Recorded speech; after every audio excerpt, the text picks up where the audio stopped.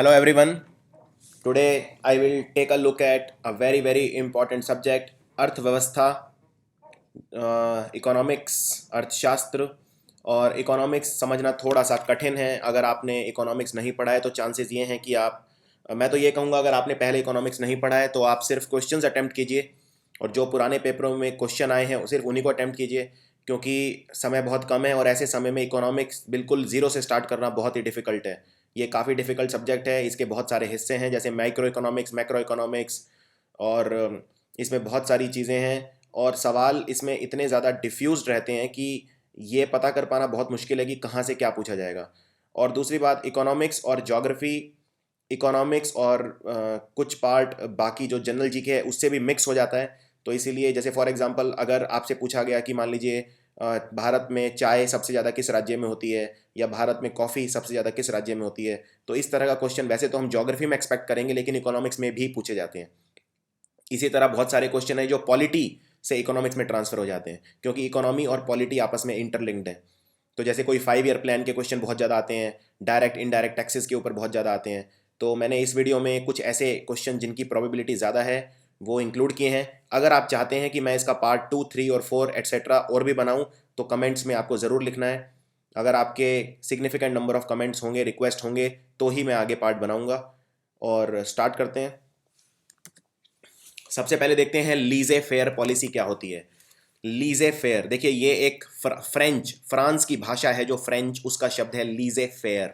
लीजे फेयर का मतलब है, आप इसको थोड़ा ध्यान से सुनिए। लीजे फेयर होता है जब इकोनॉमी के अंदर, इकोनॉमिक अफेयर्स के अंदर सरकार इंटरफेयर नहीं करती। लीजे फेयर का मतलब है फ्री मार्केट, यानी कि सब सब कंपनीज को एक ऐसा प्लेटफॉर्म देना जहां पे वो ओपन ट्रेड कर सकें।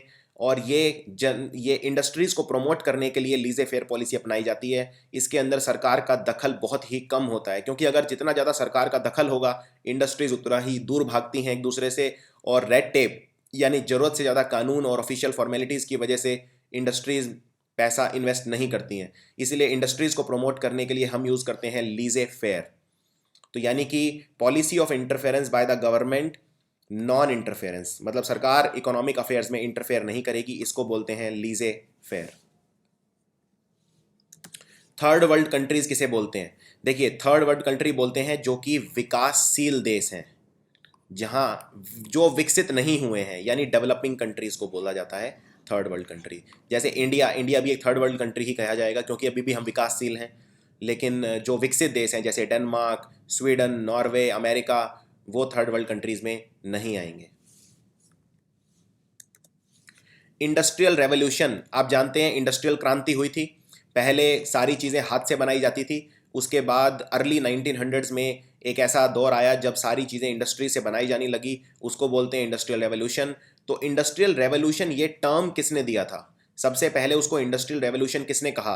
तो उस ये कहा था आर्नोल्ड टॉयनबी ने। ये नाम आपको याद रखना है, आर्नोल्ड टॉयनबी। गोल्ड रेट्स कौन से शहर में डिसाइड होते हैं? गोल्ड रेट्स, गोल्ड के बारे में एक चीज़ बता दूं, अभी हमने एक रिसेंटली गोल्ड मॉनेटरी पॉलिसी भी अपनाई है, इस पे मैं एक अलग वीडियो भी बनाऊंगा। और गोल्ड रेट्स जो हैं ये हमेशा लंदन में डिसाइड होते हैं, in the city of London. Bharat सबसे ज़्यादा, भारत के पास सबसे ज़्यादा गोल्ड के रिजर्व्स हैं, और भारत गोल्ड में इन्वेस्ट भी सबसे ज़्यादा करता है। Now, a tax that takes away a higher proportion of one's income as the income rises is termed as। देखिए इसका मतलब क्या है? इसका मतलब ये है, जैसे जैसे आपकी इनकम बढ़ेगी, मान लीजिए आप 50,000 कमा रहे हैं, अगले साल आप 1 लाख कमा रहे हैं, वैसे वैसे आपका टैक्स भी बढ़ेगा। इस तरह के टैक्स को क्या बोलते हैं? जिसमें जैसे जैसे आपकी इनकम बढ़ती है वैसे वैसे ही आपका टैक्स बढ़ता है, इसको बोलते हैं प्रोग्रेसिव टैक्स। प्रोग्रेसिव टैक्स, तो भारत में भी प्रोग्रेसिव टैक्स देखने को मिलता है, जैसे जैसे आपकी इनकम बढ़ती है वैसे वैसे जो टैक्स आपको देना पड़ता है वो ज्यादा हो जाता है। पहला फाइनेंस मिनिस्टर कौन था भारत का जिसने बजट प्रेजेंट किया था? बजट, आप जानते हैं बजट प्रेजेंट किया जाता है या तो फरवरी के अंत में या मार्च के शुरू में। फरवरी मार्च के महीने में जब बजट सेशन चल रहा होता है पार्लियामेंट का। और सबसे पहला वित्त मंत्री, फाइनेंस मिनिस्टर जिसने बजट प्रेजेंट किया था वो था आर के शनमुखम शेट्टी। आर के शनमुखम शेट्टी। इनविजिबल एक्सपोर्ट किसे बोलते हैं? इनविजिबल यानी इनविजिबल मतलब जो दिखाई ना दे।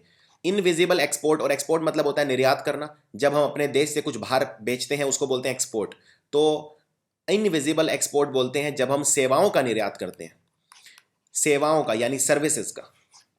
देखिए अगर मैं कोई बाहर गुड्स बेचूंगा तो वो तो विजिबल है, सीधी सी बात है, गुड्स मतलब कोई भी ऑब्जेक्ट्स या थिंग्स। लेकिन अगर सेवाएं मैं निर्यात करूंगा तो वो इनविजिबल है, तो इसको बोलते हैं इनविजिबल एक्सपोर्ट। इन्फ्लेशन का मतलब क्या होता है? देखिए इन्फ्लेशन का मतलब होता है, मान लीजिए मैं, मेरे पास 100 रुपये हैं और 100 रुपये में मैं 100 ग्राम दाल खरीद रहा हूँ।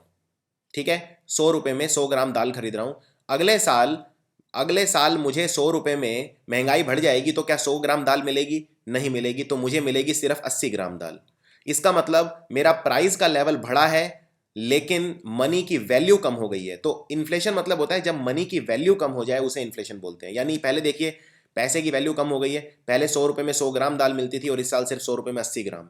तो यानी कि price level rises, money value falls, यानी आंसर है ए।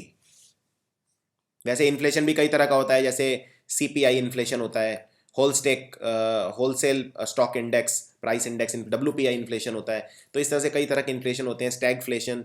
तो उस पर मैंने एक वीडियो भी बनाया हुआ है, आप उसको देख सकते हैं।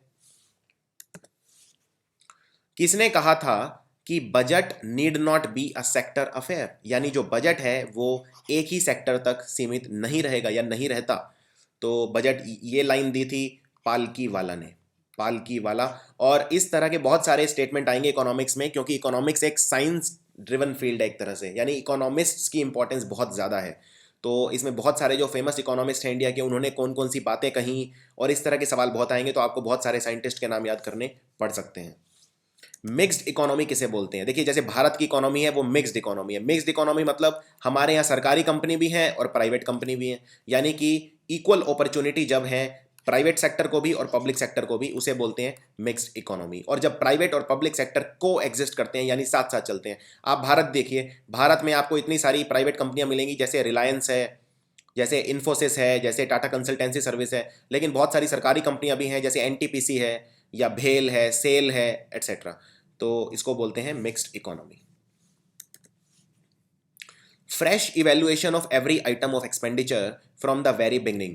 खर्चे की हर आइटम को शुरू से इवेल्युएट करना हर फाइनेंशियल ईयर में, इसको क्या कहा जाता है? सवाल को ध्यान से सुनिए। जब हम फाइनेंशियल ईयर के अंदर हर खर्चे की आइटम को, एवरी आइटम ऑफ एक्सपेंडिचर को शुरू से इवेल्युएट करते हैं, उसका एकदम फ्रेश इवेल्युएशन करते हैं, उसे क्या बोलते हैं? तो उसे बोलते हैं जीरो बेस्ड बजटिंग।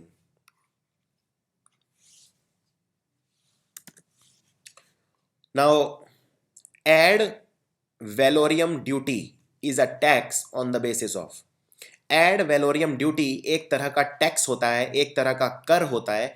ये किस बेसिस पे लगाया जाता है? ये लगाया जाता है कीमत देखकर, यानी किसी चीज की कितनी कीमत है उसके हिसाब से जो टैक्स होता है उसको बोलते हैं एड वैलोरियम ड्यूटी। भारत में टैक्स किस तरह का होता है? Direct and proportional, indirect and proportional, indirect and progressive या डायरेक्ट एंड प्रोग्रेसिव? ये बहुत ही आसान सवाल है। पहले ये समझ लेते हैं डायरेक्ट टैक्स क्या होता है। डायरेक्ट टैक्स वो होता है जो आप सीधा सरकार को देते हैं, जैसे इनकम टैक्स हो गया या प्रॉपर्टी टैक्स हो गया, इस तरह के, या एस्टेट ड्यूटी, ये सब। यानी जो टैक्स सीधा आप सरकार को देते हैं वो डायरेक्ट टैक्स है। और इनडायरेक्ट टैक्स वो है जो आप सीधा सरकार को नहीं देते, पहले बीच में कोई और आ जाता है, जैसे सेल टैक्स है। आप सेल टैक्स देते हैं, जैसे मान लीजिए आप कहीं भी कुछ खरीदते हैं तो आपका मान लीजिए बिल है, बिल में नीचे लिखा होता है सेल टैक्स। पर क्या आप ये सेल टैक्स दुकानदार को दे रहे हैं या सरकार को दे रहे हैं? आप दुकानदार को दे रहे हैं और दुकानदार फिर सरकार को दे रहा है, तो उसको बोलते हैं इनडायरेक्ट टैक्स। तो ये बहुत इंपॉर्टेंट कंसेप्ट है, डायरेक्ट और इनडायरेक्ट टैक्स। तो इनडायरेक्ट टैक्स बहुत तरह के होते हैं, जैसे सर्विस टैक्स होता है, आप जानते हैं सर्विस टैक्स लगता है, पर सर्विस टैक्स अगेन आप सरकार को डायरेक्ट नहीं देते। सेल टैक्स या कस्टम्स पे जो टैक्स लगते हैं, ये सारे टैक्स होते हैं इनडायरेक्ट टैक्सेस। तो डायरेक्ट एंड इनडायरेक्ट। अभी एक टैक्स आ रहा है गुड्स एंड सर्विसेज टैक्स, जो तरह तरह के सेल टैक्स को सबको हटाकर एक कर देगा, तो वो भी एक इनडायरेक्ट टैक्स है। तो भारत में जो इनकम टैक्स है वो कैसा है? तो सीधी सी बात है, वो डायरेक्ट है। और उसका नेचर क्या है? वो प्रोग्रेसिव है। जैसा मैं बता चुका हूं, जैसे जैसे आपकी आमदनी बढ़ेगी वैसे वैसे टैक्स बढ़ेगा, यानी डायरेक्ट एंड प्रोग्रेसिव। अब ये बड़ा आसान सवाल लगना चाहिए आपको, इतना मैंने एक्सप्लेन कर दिया है। Which of the following is not a direct tax, इनमें से डायरेक्ट टैक्स कौन सा नहीं है? तो आंसर हो गया sale tax. Sale tax indirect tax है। बाकी income tax, wealth tax, estate duty, ये सब आप डायरेक्ट सरकार को देते हैं और ये सारे हैं डायरेक्ट टैक्सेस।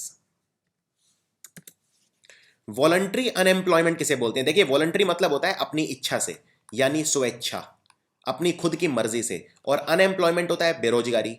तो अपनी इच्छा से बेरोजगारी किसे कहते हैं? तो इसे बोलते हैं labour preferring leisure to work, यानी जब कोई मजदूर आराम करना प्रेफर करे काम करने की बजाय, तो इसको बोलते हैं voluntary unemployment. Now national income in India, यानी राष्ट्रीय आय, नेशनल इनकम यानी राष्ट्रीय आय, उसके आंकड़े कौन तैयार करता है कि हमारी राष्ट्रीय आय कितनी होगी? मिनिस्ट्री ऑफ फाइनेंस करती है, Reserve Bank of India RBI, या सेंट्रल स्टैटिस्टिकल ऑर्गेनाइजेशन, या प्लानिंग कमीशन? तो इसका आंसर है Central Statistical Organisation, CSO. CSO तैयार करता है हमारे नेशनल इनकम के एस्टिमेट्स। और नेशनल इनकम जो होती है किसी भी देश की, उसको बोला क्या जाता है? क्या उसे जीडीपी बोला जाता है, या एनएनपी यानी नेट नेशनल प्रोडक्ट, या नेट डोमेस्टिक प्रोडक्ट, या ग्रॉस नेशनल प्रोडक्ट? तो नेशनल इनकम जो किसी भी देश की होती है उसे बोला जाता है net national product, NNP. World Bank classifies countries according to development based on, देखिए वर्ल्ड बैंक जो है वो कंट्रीज को कैसे क्लासिफाई करता है, किस चीज पर? क्या उनकी एग्रीकल्चर की इनकम है उससे, या नेशनल इनकम, या पर कैपिटा इनकम, या पॉपुलेशन?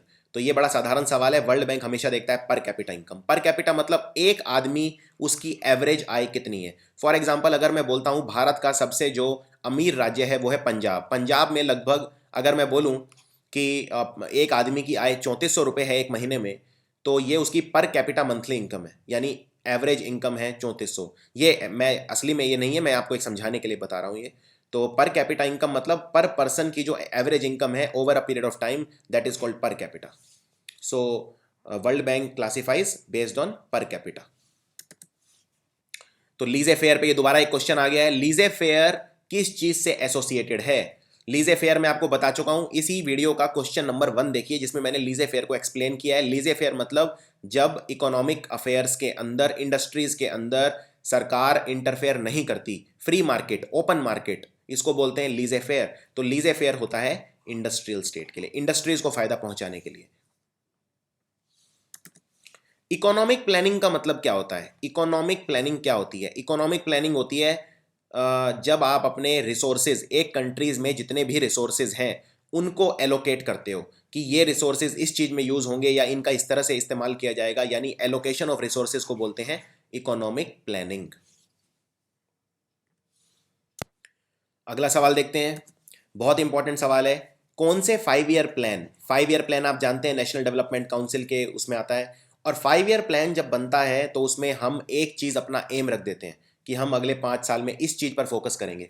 और सवाल यह है कि कौन से 5 ईयर प्लान में पहले, दूसरे, तीसरे या चौथे हमने नेगेटिव एग्रीकल्चर प्रोडक्शन किया, नेगेटिव ग्रोथ, यानी जो हमारी कृषि में जो प्रोडक्शन हुआ, जितना भी हमने उत्पादन किया उसमें नेगेटिव ग्रोथ हुआ, यानी वो पीछे चला गया, ग्रोथ नेगेटिव में पहुंच गई। तो कौन सा 5 ईयर प्लान था? तो ये था थर्ड 5 ईयर प्लान में agriculture production went in registered a negative growth.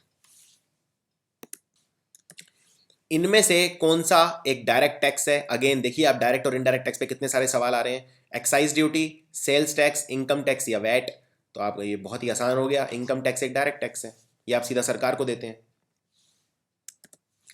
Now second 5 year plan में हमने किस चीज को अपना प्रायोरिटी बनाया कि हम इस चीज पर सबसे ज्यादा ध्यान देंगे? कृषि पर, सेल्फ रिलायंस, आत्मनिर्भर होने पर, गरीबी हटाने पर, या इंडस्ट्रीज पर? तो सेकंड 5 ईयर प्लान में हमारी प्रायोरिटी थी इंडस्ट्रीज। कौन सा 5 ईयर प्लान ऐसा है जो पूरा होने से पहले ही हमने टर्मिनेट कर दिया, यानी कैंसिल कर दिया, यानी उसे बंद कर दिया? कौन सा एकमात्र ऐसा 5 ईयर प्लान था? तो वो था पांचवा, यानी fifth 5 year plan.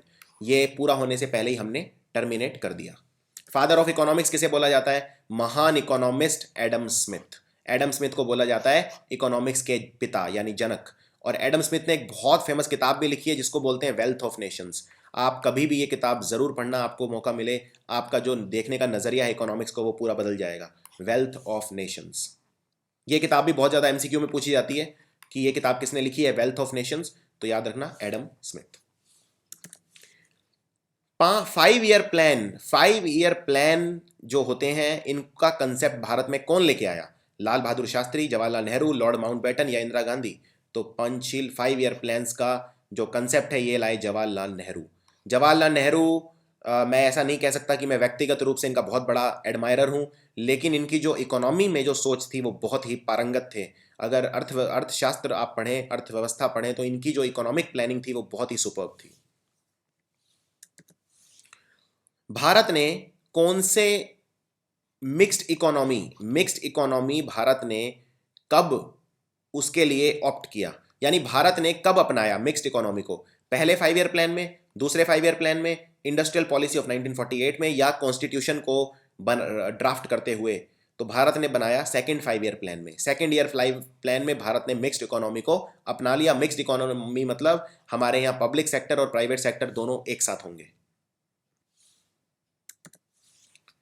Planned economy for India एक बहुत ही फेमस किताब है जिसका नाम है प्लैंड इकोनॉमी फॉर इंडिया। ये किताब किसने लिखी? तो ये किताब लिखी एम विश्वेश्वरैया ने। So that's it. ये था पार्ट 1 इकोनॉमिक्स के क्वेश्चंस जो एग्जाम में काफ़ी पूछे जा सकते हैं। अगर आप चाहते हैं मैं और वीडियो बनाऊं तो कमेंट्स में आपको लिखना है।